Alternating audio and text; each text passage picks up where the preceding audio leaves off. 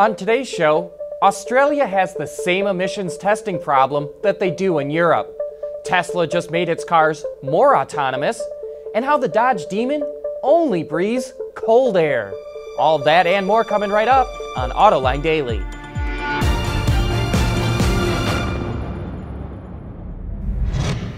This is Autoline Daily, the show dedicated to enthusiasts of the automotive industry. Earlier this week, we reported on how European emission regulations use a very easy driving test and are full of loopholes. While the problem isn't just in Europe. The Australian Automobile Association found that the same problem exists in Australia. Wards Auto reports that some cars in Australia use as much as 60% more fuel on the open road than they do in the test lab, and emit up to 8 times more pollution. Australia uses Euro 5 emission standards and is considering moving up to Euro 6. But as we point out, unless they change the test procedures, the results are not going to be a whole lot better. And maybe this is one reason why European automakers are so bullish on electric cars. In fact, Audi's labor union is demanding that an all-electric vehicle get allocated to its main production plant in Ingolstadt, Germany. Audi plans to launch 3 electric models by 2020, the first of which goes into production next year.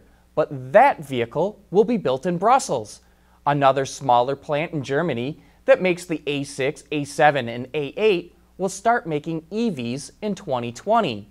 Audi's union just wants to make sure its largest plant is prepared for the future.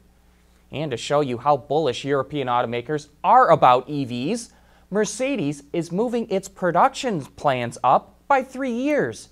It had said it would offer 10 new EVs in its lineup by 2025. It's now saying it will have those electrics out by 2022.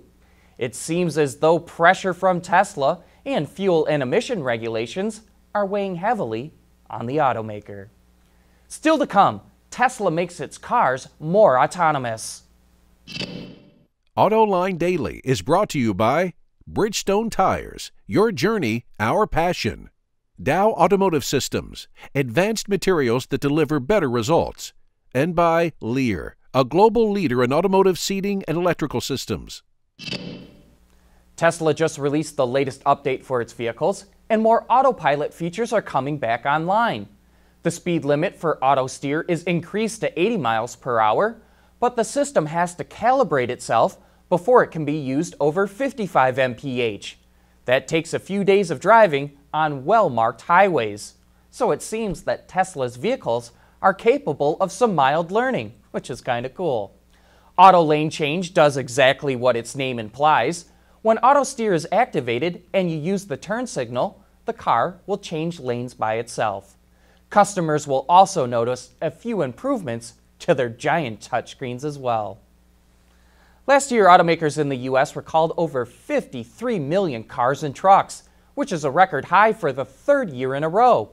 And experts predict recalls will stay at that level for the foreseeable future. Federal agencies are not only scrutinizing OEMs over the uptick in recalls, suppliers are also being targeted. Wards Auto reports that suppliers need to do a better job to protect themselves because automakers are trying to get as much money as they can from supplier-related recalls.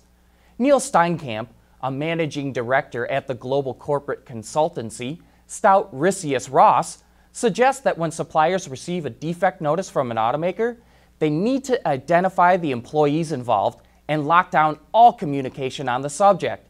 They should also hire a third party to test the defect. Another expert suggests that OEMs and suppliers should work closely together to reduce disputes. And speaking of recalls, Ford just issued a big one. It's recalling nearly 230,000 vehicles in North America over potential engine fires. Another 211,000 are being recalled over a door latch issue. The recalls are expected to cost the company $295 million, which is going to damage its first quarter financial earnings. Ford is also recalling a limited number of F450 and 550 trucks to replace the drive shaft. Coming up next, how and why the Dodge Demon only breathes cold air. Lear Connexus is the new application suite in vehicle connectivity designed to deliver over-the-air software updates and more from Lear Corporation's E-Systems, leaders in power and data management. Whether it's on television, online, or through social media, Autoline knows how to effectively get your marketing message to the people you want to reach.